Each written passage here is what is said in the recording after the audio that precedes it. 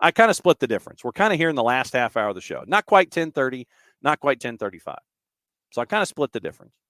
And so what I wanted to do for the last 20 minutes, 30 minutes of the show is bring Prem and Proper forward a little bit and kind of see here in the winter months, perhaps have Prem and Proper the review here on Mondays to get us through the day, and we can kind of figure out what's going on as we get ready for Monday Night Football. So that means that we bring in Maddy, and we get Maddy to discuss things, and so here's Maddy to discuss things. Strange how that works. I know, it's crazy. I just am here, always. Yes, it is wacky how the technology works. And so as I try and find, because I've got like 98 tabs that are currently open, I'm trying to find there it is. All right. So wax poetic for a couple of minutes, or just, maybe a minute or two, while I promote the fact that you are on here to discuss Prem and Proper. So from 30,000 feet, what are some of your takeaways from the weekend in the Premier League? Well, first of all, thank goodness that Newcastle finally got a win. I'm very happy with that, and it was a good win as well. You and Alex Piscine, you're both the Newcastleians here. I'm very happy, very content. It was one of those things where I went into it and I was kind of unsure, and then obviously, it was said that Almiron was going to be back, Trippier was going to be back as well. Trippier, excuse me. But it was like hearing that they were going to be back. I was like, okay, you know what? It's going to work out. Everything's going to be great. So we went into the game, and I mean, Isaac as well. He made a huge difference in the game. And then, so we got that first goal, then they tied it. And then we got another goal. We had it up. And then obviously the second yellow for Chelsea, giving them the red card in the game. So I think that helped us a little bit. Definitely. It always helps when you're playing, 11 to 10, Mm-hmm. But I don't know. I thought it was a good, it was a good comeback in match after the international break. And I'm happy with how it went. I'm happy that we won. That's first and foremost. But I'm happy with the way we looked. I think there's definitely some things that need to be touched up, and it'll definitely be interesting to see what happens against Man United this weekend. Yeah. I'm a little nervous for that game, though, because, I mean, if y'all watch that one goal, I've been watching it on a loop like all morning. It is so good. So you mean this goal? Mikalenko, Dallo joining in from fullback. Dallo for Garnacho! Oh, wow! Oh, wow! That is one of the great goals in front of a stunned Gladys Street. That goal. Oh, yeah, that goal. He did the little Ronaldo thing, too, at the end. I was like, it's perfect. Come on. I mean, look. Yeah, it's a fantastic goal. I get it. But why you want to copy CR38? Why you want to do that? That is true. Come up with your own. You did your own stunner shocker. Come up with your own celebration, sir. Once again, thanks to our friends at NBC Sports Soccer in the Premier League for that. Yeah, Peter Drury, love that call. And I couldn't quite find the long version in time. Oh yeah. But I figured the short version would be just as good. Going around the league, I think probably the biggest story outside of Garnacho with an amazing bicycle kick, the display at Everton at Goodison Park for their match, and in that match where you basically had everyone in the stands holding up a pink piece of paper or purple piece of paper, or very pink purpley, or not quite magenta, but a little darker shade, that had the Premier League lion and the word corrupt underneath. Everyone in the stands at Goodison Park, I mean, it was storming. It was just storming mass of humanity who's angry at the Premier League over the 10-point deduction for violating FFP. So everyone in the lower bowl that anybody could be seen, you had tifos and the whole thing, but everybody's holding up pink placards and purple placards going corrupt. And it's a rallying cry for Sean Dyche and Everton after this weekend. First time that they got to see Everton play after the 10-point deduction. Mm-hmm. And I mean, I know, talking to a friend of mine who is an Everton fan, I mean, I'm looking up the things right now for it as well. But I mean, like, they got the 10-point deduction. I mean, and he told me that, like, it was kind of like, we would be in this area as well. But I mean, I don't know. I mean, they kind of didn't do the right thing. You got to get punished a little bit, and it kind of sucks. But, Yeah, I don't know. And then, I mean, it was to Man United of all people as well. So obviously, we saw that beautiful, goal there as well against Everton. But I don't know. I think, yeah, I don't know. I really don't know. I haven't looked too much into that discussion yet. I need to. I need to expand my knowledge on that as well. Well, with Everton, and we went into it in depth, and basically it has to do with reported losses that are well above and beyond 3 years of acceptable losses that are laid out by FFP. I think the number is like 110, and it was 110 a year, and Everton ends up at like 700, and that's a bit much. And so Everton went to the Premier League and was like, look, things changed because of COVID. Player values changed because of COVID. We're building a new stadium and interest rates and all these other kinds of things, but it was tied to a Russian oligarch. And so those who are in the Twitch pitch, who are Evertonian fans, are just completely and totally fired up and mad at the Premier League now, and they basically are telling the Premier League as an entity to go blank off, considering the 10-point deduction that's there. But right now, you lose and you end up with mad fans. You've got to fight now that you're in the relegation zone because of the 10-point penalty, and it's going to be one of the biggest challenges that they will have seen as a club. I mean, they've been hanging around and saving themselves, but now that the 10-point deduction is there following the breach of the profitability and sustainability rules, you're 5 points from safety after match week 13. And Burnley's at 4 points as well, but they're at minus 22 in goal difference. They've only won once in their first 13. Sheffield United plays Burnley, and I think a relegation 6-pointer next week. And you and Drew will be talking about that on Friday when Prem and Proper the preview is released. But Everton, I think, is right now at a world of hurt at 4-2-7, 5 points from safety after the 1/3 point. Yeah, I mean, and I think what also sucks about it too is, I mean, if I was an Everton fan, I'd be a little upset as well because, I think before the 10-point deduction, they were doing very well. They were in, I want to say, the middle board of the Premier League standings. They were right there. And then, with that 10-point deduction, brought them down. And then obviously with the loss against Man United, it doesn't really help their case. So, they got to kind of dig themselves out of this hole going into these next couple of matches. So it'll definitely be interesting to watch. I'm trying to look and see who they play next. I believe it is Nottingham Forest at 12:30 on Saturday. So that'll be fun to watch. I believe that is at Nottingham Forest. So that is an away game for them. So, I mean, they'll have to show up. They'll have to show up for that game. They'll have to, put everything they have toward it to try and secure a win. Yeah, and so we'll keep an eye on that going forward. D. Graham says not breaking the rules is why David Raya is on loan to Arsenal. And, right now it's probably, the 27 million, I think the 27 million pound effort to sign him would definitely help out Brentford, and then they can reinvest it doing other things. But to D. Graham's point, it's going to be that's what sets, I guess, Brentford apart and being mid-table, and then going the other way and trying to figure out what you're looking at with Everton. Sorry, I'm trying to do a little traffic. Glenn Davis, sorry. We were talking about Glenn Davis in hour number 1. So I'm trying to do a little housekeeping at the same time I'm trying to talk to you. Yeah, so literally he's like he just DM'd me. So Hey. But no, so it's been other stuff. But Luton Town actually got a win too, and as a patron saint of the little guy, I like it when Luton Town got the win at home. And if I could figure out where we are here, yeah, Luton Town gets the win over Crystal Palace 2-1. I thought that was really interesting as well. The little guy gets one done at home at Kenilworth Road.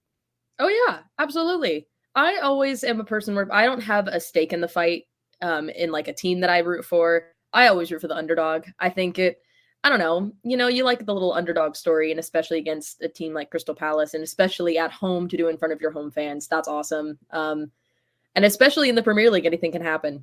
I mean, we've seen it all in probably the past 13 weeks. Anything can happen. it's soccer. It changes like a freaking snap. But I was trying to do a little sound thing and I missed my fingers. That was kind of rough for me. But anyway, it's fine. Everyone who was watching saw that. That was embarrassing, but it's fine. But yeah, I think it's awesome and I think it's great. I was unfortunately unable to watch most of the matchups other than just highlights because I was sidelining Kennesaw State women's basketball that day. But I caught up a little bit on the highlights and all of that stuff. So I'm trying to this morning I was trying to revamp on everything that happened and I was like, okay, what's going on? What's going on? Abby has given you the okie doke for a Monday. It's a Monday, no worries. Thank you so much. I appreciate it. It's I have my coffee. That was the only thing I had going for this morning. And I had class too, we're rolling. Yeah, and so for those that may not know the full story, and I guess I'm going to go Paul Harvey here. Maddy is helping us out in her senior year at Kennesaw State. And so she has decided to jump in full bore even before her time with us was supposed to start after the first of the year. So she's like, nope, ready to go now.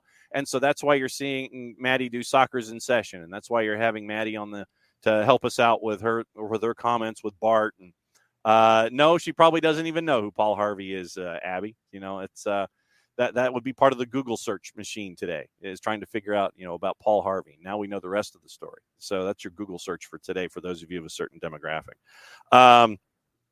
So Maddy is helping us out with her time at Kennesaw State winding down. So she's hanging out with us here, doing basically anything and everything.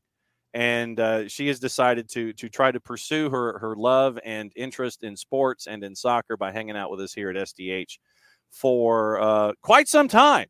So we'll see how long you survive is going through all of your paces. And so literally it's like, hey, you want to come on and do this? Yes, sure, absolutely. You want to come on and do this? Sure, absolutely. So that's what Maddy is up to in hanging out with us here at SDH. So before we keep going, what have you thought about your time so far in the sprint that you've been here a part of things?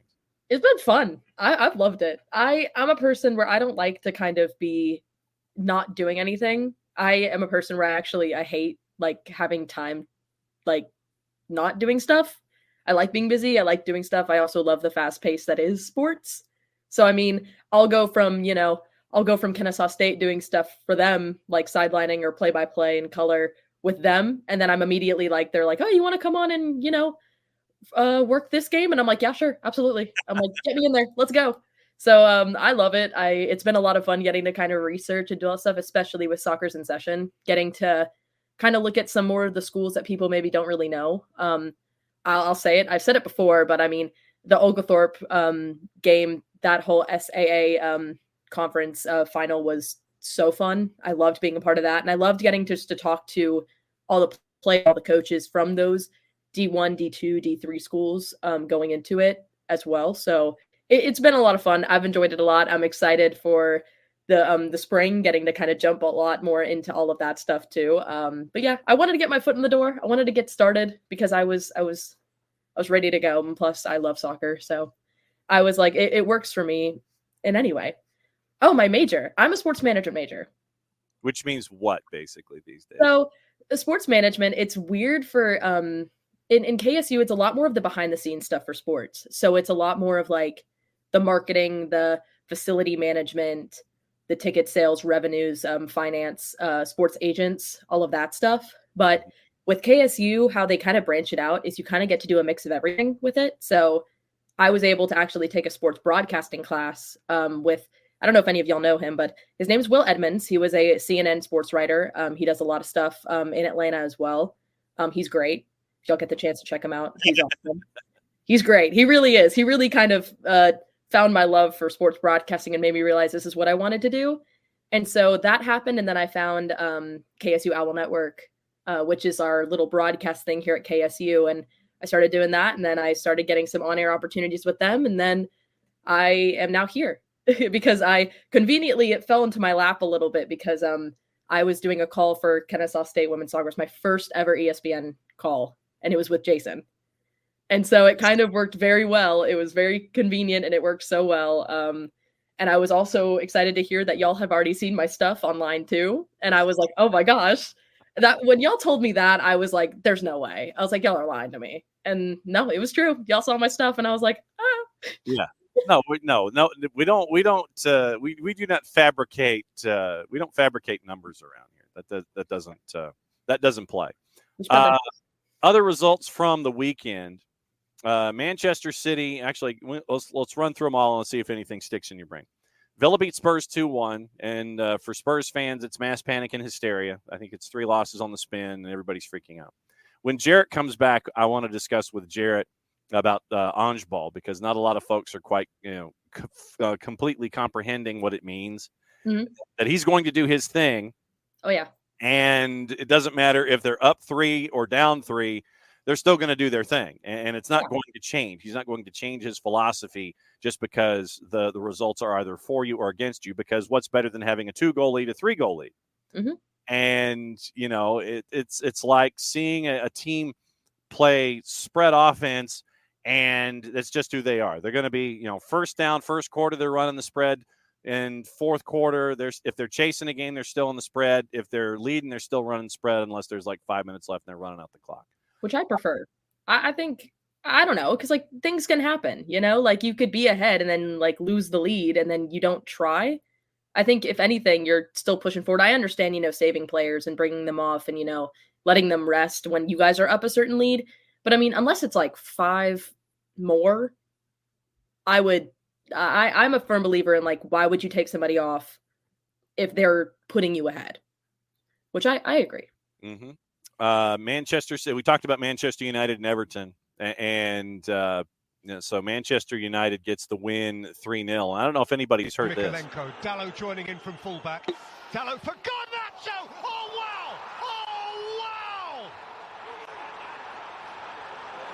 That is one of the great goals in front of a stunned Gladys Street. Yeah, I don't know if anybody's heard that happened in the match. It was just one of those things that just happened for Garnacho. It's a normal goal. Yeah. Absolutely. Casual bicycle kick. It's whatever. Yeah. So the Garnacho goal, once again, courtesy of our friends at NBC Sports Soccer and the Premier League. So big win there, 3 on the board. Manchester City, Liverpool, a 1-1 draw. West Ham, 2-1 winners at Burnley. Luton Town, we talked about Luton Town over Crystal Palace. Newcastle, 4-1 over Chelsea. You got to talk about that one. Brighton and Nottingham Forest. And you had your fair bit of chaos with this one, too. It was a 3-2 game. And after the match was over, folks decided that they were not going to shake hands.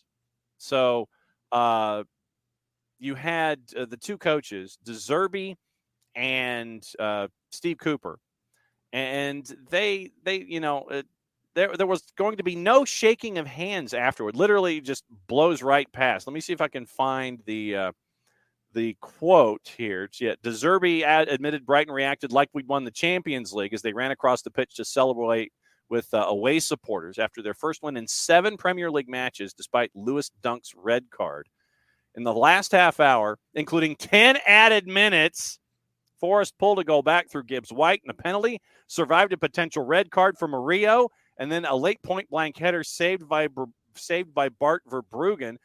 De Zerbi forgot to shake Steve Cooper's hand as the emotion of the comeback understandably took over. I want to explain my celebration.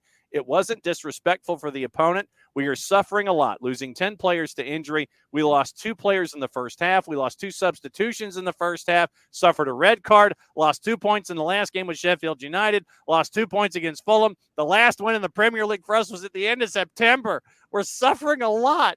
It's one of the toughest moments, not just in the Premier League, but in my career. For me, it was a big, big celebration. And for it, we celebrate like the final in Champions League or winning the Premier League. So it wasn't a slight, but he forgot. He forgot. He just forgot. Okay. It happens. I forget to I forget to do things too. Sometimes it happens in the heat of the moment. I don't I don't know. I mean, I understand where he's coming from in the essence of like how big it is to like come down to like have all those, advantages. But I don't know. I mean, I feel like you're playing a game of soccer and you just like played it. But it's also the thing too. It's not a championship game. It's a regular season game. And also too, like, I'm like, it's just respect for me. I feel like even if they're, you have like maybe a second or two to go over to the head coach and just shake the hand, say congratulations, you played a great game, and then go on and celebrate. I just think there's a respect there, and I understand it, but to me, it just seems like it's a whole lot of excuses, and it's just like, I don't know. Yeah. I mean, I get, I do understand, but also considering that this is Brighton in the first time that they're in European competition ever, and that they were going to be going through a whole lot of stuff, and so the fact that I didn't realize it was as bad as De Zerbi had put it. I didn't either. And considering that De Zerbi says he already hates 80% of the referees in England anyway, and got into trouble for saying that publicly. He's like, I don't like 80% of the refs in England. I don't. Now, and this is something I'm surprised it didn't happen sooner. Bournemouth and Sheffield United, bottom of the table. Bournemouth wins 3-1. Big 3 points for Bill Foley and Andoni Iraola. They get a 3-1 win. So now apparently, after Bournemouth beat Newcastle, then they beat Sheffield United. Andoni Iraola says the positive quote. But now it is to the point where the Sheffield United fans were booed off at the Sheffield United fans were booed off at the interval, and fans vented their frustration again 6 minutes after the restart when Bournemouth added a third. And so now they're just yelling and they're mad. And frankly, I'm wondering why Paul Heckingbottom is still employed, but I think I know the answer, because they would have to try and find a replacement. And I don't know if they can afford to pay the replacement. Yep. Absolutely. I mean, Sheffield United, all right, let me ask you this. Coming into this season, who did you think was going to be relegated? Relegated? Yeah, who did you think was going to be relegated when the season started?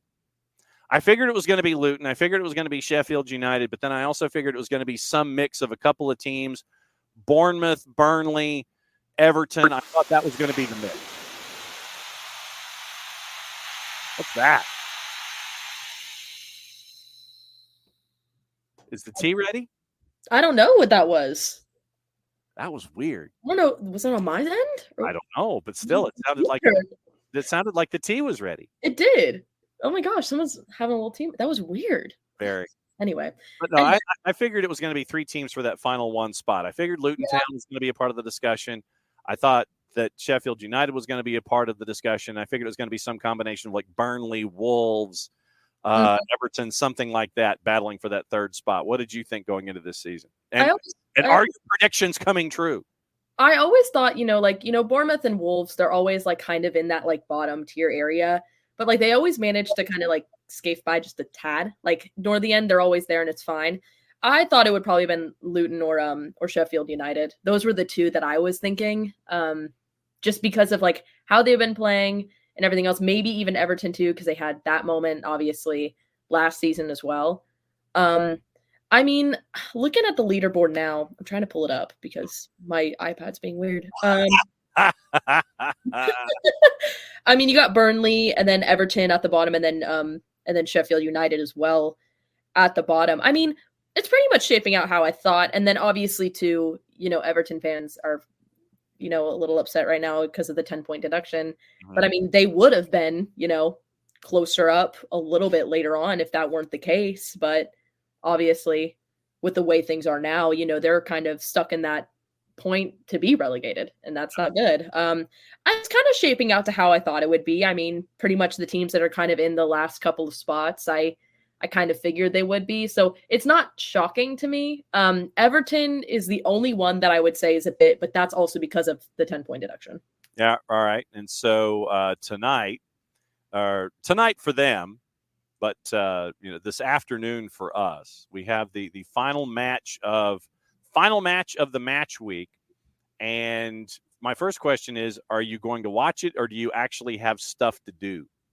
So I'm going to watch it. I do have a production call with all of our stuff.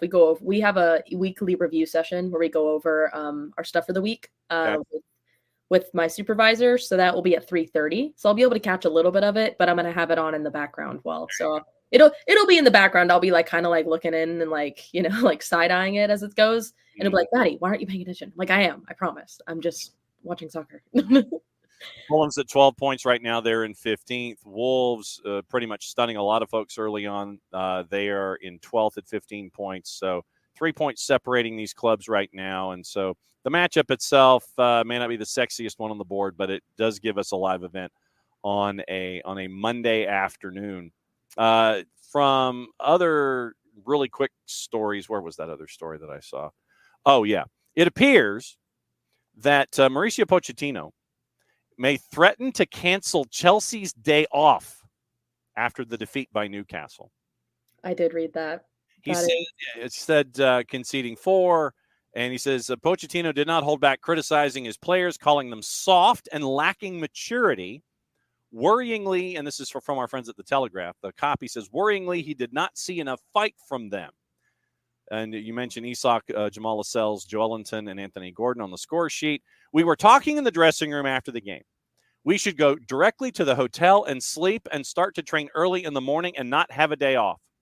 We shouldn't just blame the players. We need to blame all together, and this is the process of learning and understanding that we want to compete at the level people think we should compete at. We have a very talented squad, but to compete is different to playing. And so he's debating getting the off day. I'm disappointed and angry. It is normal to blame yourselves after this type of performance, and we need to blame ourselves. We conceded so easily, and that is why I'm so disappointed, but it is not just our defensive line. It was our worst game of the season, and we have to blame ourselves. I'm not talking about mistakes. I'm talking about energy, and we were not prepared in the best way to compete today. That is my concern. We were so soft in every single challenge. We didn't show that we were playing for something important. It is about showing personality and character. We need to be more solid in this idea that my teammate will help me if I made a mistake. We have to be ready to compete. We can all play football, but to be ready to compete, we weren't ready. Against Manchester City, we were focused and fought to the end. The big teams perform this way every 3 days, and that is what we need to do, end quote. Holy ish from Mauricio Pochettino. I mean, yeah. I mean, I will say that, you got to respect it a little bit. I like that when a coach is able to kind of, be like, listen, this isn't working. How do we fix it? What's going on? What do we need to do to kind of fix it? And I mean, I'm happy that he's not blaming just the players, because it's not just a player issue. It's a culture issue. Yeah. It's especially with the way he's describing it, it doesn't seem to me like we're just not competing talent-wise. It also seems to me that there's a culture issue going on at Chelsea, that they're not able to connect with each other. They're not having that thing. And it's hard to have that, culture on the field, on the pitch, and actually have that energy and that passion to play and play well if you don't have that off of it as well. And that's, I feel, is in any sport, I mean, if you don't have that, it's hard to kind of like care and like have each other's backs and know what's going on if, you don't have that. All right, so it is confirmed. Glenn Davis will be on with us to discuss Benny Ball and the Houston Dynamo, 10 o'clock tomorrow morning. So that'll be good. Yeah, Glenn's a friend of the network and a friend of the show. So it's he's one of the great voices and great people in the sport, and has been espousing the virtues of Houston soccer for quite some time. So we'll get to talk Dynamo with Glenn Davis tomorrow morning. Well, you got to mention Franco Escobar, because Franco Escobar, playoff Franco, that's right. Unreal. We'll talk playoff Franco, and that reminds me, I probably should try to track down Kevin Egan too and figure out what Kevin's timeline is during this postseason before Kevin Patrick gets on TV again. Okay. D. Graham, as much as Chelsea paid for their roster, it's embarrassing for sure. You ain't kidding. Oh, absolutely. I mean, and by the way, I mean, I was getting into this discussion over the weekend. As Bully Clear Lake basically is just they want all the toys. Have you ever been across someone who just basically wanted everything in the store? They go walking into the grocery store, the department store, the toy store. I want that. I want that. I want that. It's like Veruca Salt almost from Willy Wonka. And I want it now. But, Bully Clear Lake, they just want every player from Chelsea. Chelsea just is like, bring them in. I want this guy. I want these dudes, all this kind of stuff. They pay all this money. And we find out once again that, you know what? Money doesn't get you everything. It just gets you all them players. No. I mean, because you can have some of the best ranked players in the world, but if they're not connecting and they're not doing and they're not producing what needs to be done, then what's the point? Mm-hmm. What's the point in even paying that much money for a player when you have players who are like younger than them and coming from leagues and other places where they're not really as well known, coming in and making a huge impact in the game. And I think it goes to show that, you can pay as much money for a player, but money doesn't equivalent talent. And I think that is something that people forget. Crazy. I know. It's nuts. Wow. I've never thought of that before. Listen, it's a weird concept these days, but hey. No question. All right. So what's next for you in SDH land? I am actually going to be in the process of figuring out and finalizing a final episode for Soccer is in Session to close out a little bit of the college aspect of things, kind of an overview of everything that's been going on in college soccer, and then kind of prepping for January. I got to kind of do some research on that, see if there's anything else I want to do, maybe get some coaches interviews, some player interviews over capping the season. But yeah, so be on the lookout for that. I don't know when that will be out or what will be going on, but hopefully I hope to have that planned out this week and hopefully to have it posted this week. Well, you've got all the space in the world, so anybody you grab, that will take the 1v1s all day long, and it'll be good to catch up with everybody for postmortems and such. And you've also got Prem and Proper for Friday. Yes, I do. So are you amenable to having Prem and Proper the review on Mondays, like for the last half hour, 20 minutes of the show? Absolutely. I'm on. So then there we go. So Prem and Proper the review is now on Mondays here during the holiday season, and we'll catch up with everything going on the Premier League and life in England, as Jason and Nick say. So we'll do that to wrap up we'll do that with Maddy on Mondays to wrap up what's going on in the Premier League, and we will continue to discuss. So we will catch up with you soon, and we will hear you across the network and on Prem and Proper on Friday. Be good, my friend. You too. I'll see y'all later.